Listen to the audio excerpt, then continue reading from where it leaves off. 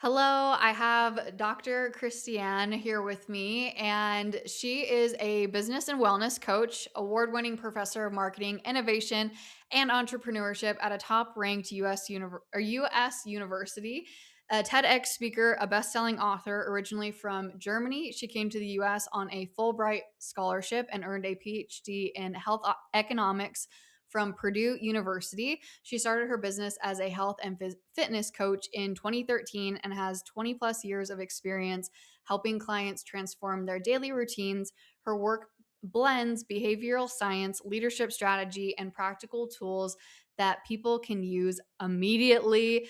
Basically, you're the queen. You're the queen of all the things, is what I'm getting here. So I'm so excited that you're here chatting with us. Thank you for being here.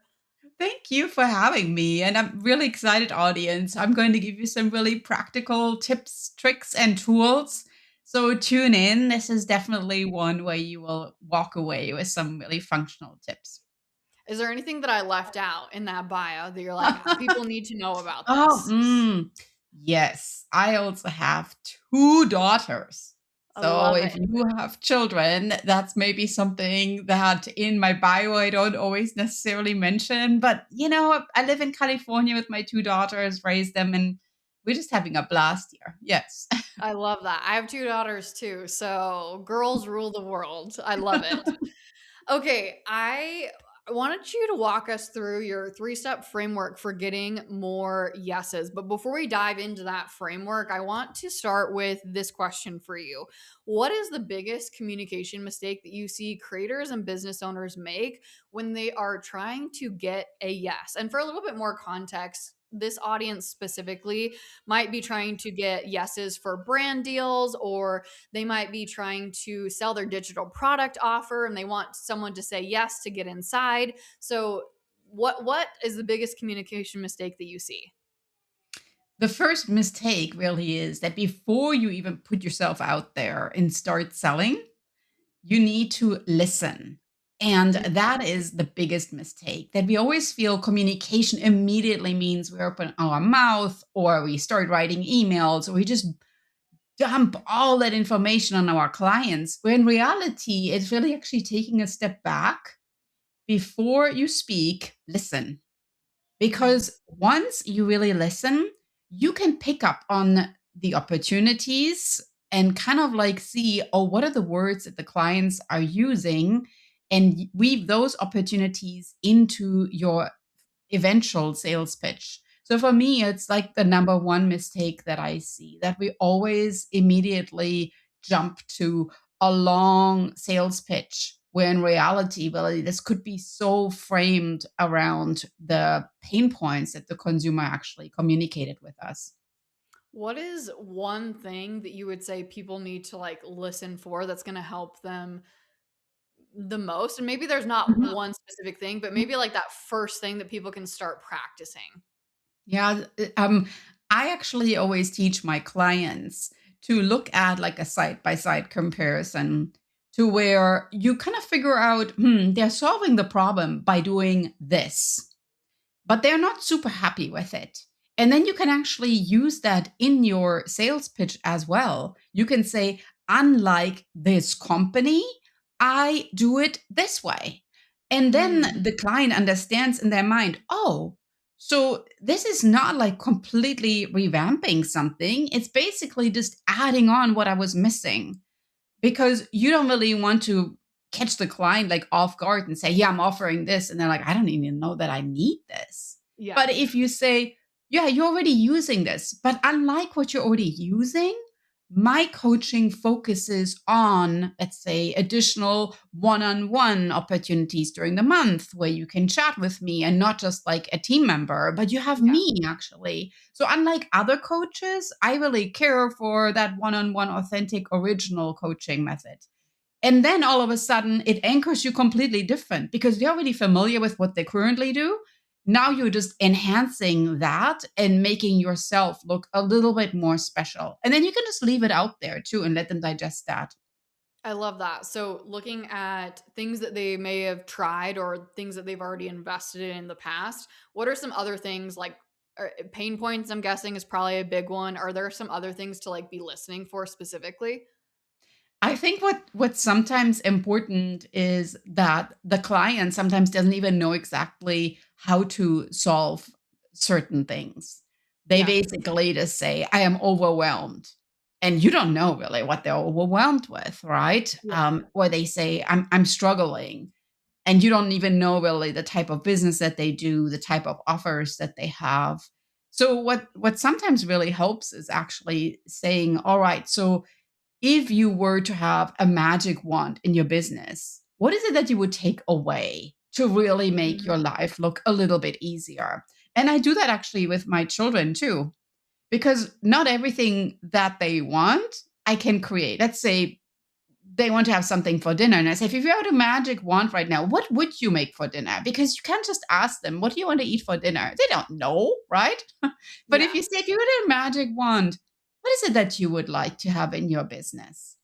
And then they're like, well, actually, I would love if all of my lead magnets would actually convert to email subscribers and that I would really see my email list grow and not just like be stagnant or declining. And you're like, okay, let's look at your lead magnets. And then you actually have, it's a little bit like a breadcrumb. All of a Yeah. sudden, you have something you can latch onto and you can start working on instead of just saying, I'm overwhelmed. So that is usually for me a way to get the words out of the client, but at the same time, really pinpoint that pain point a little bit more. I love that. And does this tie into that three-step framework? So, I mentioned the three-step framework for getting more yeses. What are those steps actually? The first one is clarity. And we talked about this, where most of the time we are not even like really clear what the exact problem really is. And I Mhm. always say to my clients, look at your obstacles as an opportunity. So if in your mind you look at your life as something that what you're struggling with, you are maybe not the only one that's struggling with that. You can turn this around into an opportunity. If you really struggle with it so badly, have you ever looked around and figured out how many other people are struggling with that? Yeah. There might be something there you can actually make money with. So turn your biggest struggle, your biggest pain point into something that you can actually market. But you have to be really, really clear with it. So there's usually the motivation where I really have them like write down in a very personal way, what are you struggling with? Or if you were to look back 5 years ago, what is it that you wish you would have had 5 years ago? And the more we are connecting with that clarity piece, the more yeses we will get because other people will connect to that pain point, to that struggle. And of course, the personal story always sells. I mean, that's really Yeah. why I adore your emails so much because you always have that personal story in there. Yes. No, I totally agree. And I also think too, it takes your messaging to like that next level, right? Instead of it being like, oh, like you were saying with, you're chatting with someone or they're like, I'm overwhelmed, I'm struggling. It's like, I think we're all overwhelmed and struggling, but the second that like you take it one step further and it's like, the type of overwhelm, where you open up your calendar and you see five different tasks or five different calls on your calendar and you look at your to-do list and there's 50 different things on your to-do list. Like when you start to get that specific and you tie in like stories and real examples, not only like I think about myself where like if I were to read that, like what I feel connected to it, I'm like, yeah, I would feel really connected to that. And other people are going to feel connected to that too. Even if they don't connect with the whole story, people can sometimes connect with small pieces of the story too. Do you find that as well? Yeah, that's very true, especially now in the age of AI. You want to feel that it's still, and that's the second point in the framework, it's relevant. So Mm. we have clarity, and the second point is it needs to be relevant. It cannot be just something where I'm feeling like it's AI generated. I need to feel that in that overall story, I have this little moment of, yeah, been there, done that. I know Yeah. exactly what you're talking about. So it's this relevance piece that makes me kind of pause and think, huh, maybe there is something right there.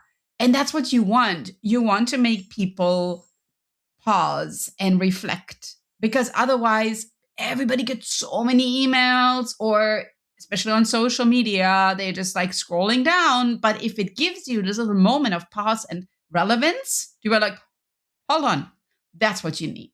You need to I that love that showstopper, that moment where people are actually like, this totally connects with me. And then you get more yeses. I love that. And it makes me think of an email that I love being subscribed to is Tonic Site Shop. Oh, And it's Jen, and she sends out the best emails. I absolutely love her emails, and she is so, so, so good at storytelling. And a lot of her stories, like I can relate to them, but also some of her stories too, like like when you're watching that movie and you're like, you have like the suspense of like, oh my gosh, like what's gonna happen? Like, I can't believe that like, this person's actually going through that thing. Sometimes I read her emails and I feel that way. And I think that that's like another element too, where like it almost like catches you off guard, where like there's definitely a importance to like the relatability aspect of it, and people being able to connect that way. But also too, on the flip side, if you're like, maybe you can't relate to your audience, like maybe you haven't actually done the thing that you're helping someone to achieve, you can still connect with your audience. And so I think that there's like that aspect to it as well, where it's like, if you can't go on the relatable side, like what is something that's gonna like really captivate people where they want to read because they don't know how it's going to go, like how is this going to end, they want to tune in because of that. completely agree. Let me tell you one of my most successful emails in terms of open rate, click rate, in terms of response rate, right? So Oh this email yes, let's actually hear it. gets responses, right? It's Yeah. just 3 lines. It's super simple. So I basically start my email and I say, I recently looked through the stats on my blog and completely was surprised to realize that one of my blog posts had so many clicks and downloads. Do you want to know which one? Question mark. Respond and I will send it to you. And that's it. It's clear, Yeah. but it's very relevant because everybody wants to get more clicks, don't we all? Everybody Yes. wants to have downloadable things from your blog or social media, don't we Yeah. all? I mean, we all want to be recognized and we Oh, all want to get like something for your work. And everybody's like, what is that? I need to know right now, right? And then they respond like, send it to me. yes. I love that. I love that. All right. So first is clarity. Second is relevance. What is our third step? Well, that one is the one that most business owners struggle with. It is confidence. Putting Mm. yourself out there is not easy. The only step to get more yeses, and this is really important, business owners, is that you need to be okay with the fact that you will get no's. Not Mm. everybody will say yes. But you know what? Before you put yourself out there, you already have the no. You already have it. By putting yourself out there, you increase your chances of actually getting a yes because you already have the no. But I love if you put that. yourself out there, well, now I might just get a yes. So I always say, don't look at the no as like this complete rejection of your personality because you are amazing. Just think, build your confidence with thinking if that one didn't work out, there will be no, no, the next opportunity. So just build your confidence by being okay with the fact that not everybody will accept you, but there will be those yeses coming in, and that builds confidence. Because sometimes people are like, oh, I applied here, I got rejected there, nobody opened the email, and everybody is like doing this and that. And it's like, no, absolutely not. Just like don't look at it this way. We all have those moments where our confidence really takes a crack. Yeah. But the only way to get more yeses is that you keep showing up. Yes. I love the saying that rejection is redirection, and it's so true. And it doesn't mean that no is not no forever. It just is till the next yes, right? Until the Can you next give us opportunity. Yeah. can you give us a real example of how either you or someone else has used this framework to close a sale or to land an opportunity or to get that yes? Yeah. I can give you the best example. So when I gave my TEDx talk and all the speakers were kind of gathered there behind the stage and we were talking, all of a sudden somebody asked, how many different TEDx events did everybody apply to? And it was amazing, the number that came up there. Oh, like 180, 200. And I mean, like, Holy. sometimes people think you apply to a TEDx thing and you get accepted. It's like, no.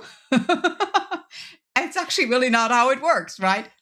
And and I remember that everybody was just applauding that person that had come from far across the United States to travel to this event in California where I presented, because they were just looking at this as like, you know what?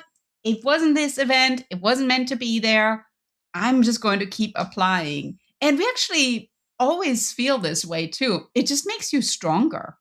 At Yeah. the end of the day, standing on that stage was just even more special Yeah. because you got all these rejections and because you kept going. I mean, think how inspiring it is. That in itself could be a TEDx talk. Yeah. Like the 184 rejections that led to the one yes. Just think how amazing that is, right? Yeah. Yes. No, for sure. And the fact that majority of people, I would say probably I'm just coming up with this stat off the top of my head, but like I would say 95% of people are will never have had that many no's, right? Because after like one, two, three, four, five, people are like, oh, I can't do this, right? And also, I think there's a level of like our brain wanting to keep us safe, right? Like our brain doesn't like failure, it doesn't like doesn't like rejection, and it wants to keep us safe, right? And so our brain is just going to keep telling us like, you got to stop, you got to stop, you got to stop. But in reality, like there's nothing unsafe about that, right? Like it's just going to lead you to where you want to go at the end of the day. Yeah, and it's also, especially for female business owners, it's a difference between a rejection and just maybe a redirection, because I Mhm. think that sometimes you look at it immediately as like, well, maybe it's not right what I'm doing, or maybe I just need to put this down. But think about all these amazing, successful business owners. They didn't just come up with an idea and there was this funder and this investor, and they said, oh my gosh, let's do it. It's the very best thing ever. It's usually Yeah. not. If you really kind of peel back the layers of successful businesses, there were a lot of no's, a lot of redirection, a lot of struggle before the big yes actually hit. And even then, so having a business still doesn't mean that every day is just going to be more yeses as well. I mean, sometimes you put an offer out and you're like, well, that didn't work. Yeah. And it's still redirection. Yep. So it's never safe, right? I always say the word fail really just means it was your first attempt in learning. Mm. So I always say we fail and then we sail, right? Because it's your Mm. second attempt in learning. So you got Yeah. to fail, and you got to actually maybe even fail hard to then the second time feel you're sailing and you're like, now I figured it out. I totally got it now. And that is usually what happens. So you just have to have that confidence and get up and get going. Oh, that was so good. Mic drop right there. That was so good. Okay, what is one thing that listeners can change in their next conversation, their next email today to get more yeses? Or I guess to get a yes. I think one opportunity would be is to sometimes sit down and read out your email to somebody else. Like read it out loud Mhm. and have somebody else listen to it, because the listening is actually so important. If somebody listens to how you read your email and they don't immediately connect with it, and then are like, oh, I want to hear the end of this email, just like what you talked about earlier. They're Yeah. just kind of like starting to tune out and maybe fiddling around with their phone. You know that this is not going to be a show stopping email. Yeah. So you need to be thinking, to get more yeses, you need to tap into all senses. So when I Mhm. presented my TEDx talk, I was very aware about the fact that I just speak. There are no I didn't want any slides. I didn't want anything there on the stage with me. I just wanted to speak. And that is such a unique gift because somebody will just listen to you and they will connect the words with images in their own brain. But at Mhm. the same time, we are not all learners that listen. We Yeah. learn in all different ways. So you need to play around a little bit and see how your words actually resonate with your audience. And like I say, speaking things out loud, even speaking them in a phone, walking around in the house, and then maybe even clicking on, having it recorded back to you. It's an absolute amazing opportunity for you to learn how your words actually land. Oh, I love that so much, thinking about the 5 senses. And I think that's such an interesting thing too to think about in the online space because we always to me, I almost think about, like, just one sense, right? Like, but to think about like, oh, how could I maybe like obviously I can't incorporate smell, but like I almost could incorporate smell like through the way that I am writing out my content, right? And so I think that that's such an interesting thing to think about because most people are just thinking about like one of the senses and touching on one of those senses. But if you could hit on all five, that's going to stop the scroll and it's going to get people to really feel immersed in your world instead of just like being another email, like you were saying, in people's inboxes because they do get so many emails. I love that. Correct, and what I feel too, and that's amazing about a podcast like this, is Yeah. that you can watch it, you can listen to it, you can read the show notes. So it Yep. already gives you 3 different opportunities to Yeah. interact. But then at the same time, sometimes you pick up different things in different modalities.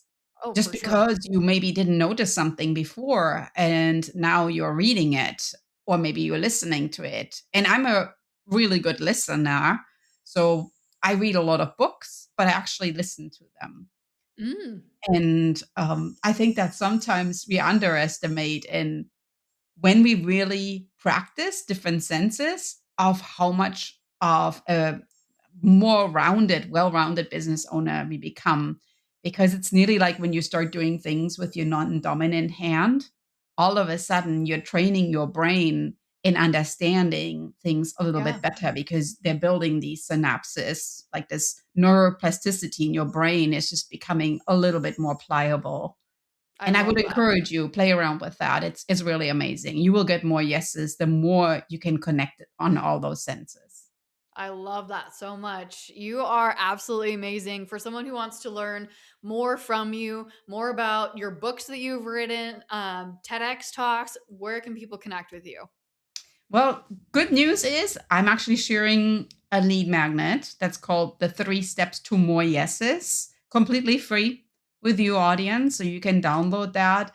It's a very visual framework, and it actually allows you to connect with all senses and really build your I love pathway to more yeses. that. And then, of course, check out my website, Dr. Christiane, my podcast, Happy Healthy Hustle, and my books are all available on Amazon. You're amazing. Thank you so much, Christiana. I know that listeners have gotten so much out of this. I have gotten so much out of this. Thank you so much for your time. Thank you.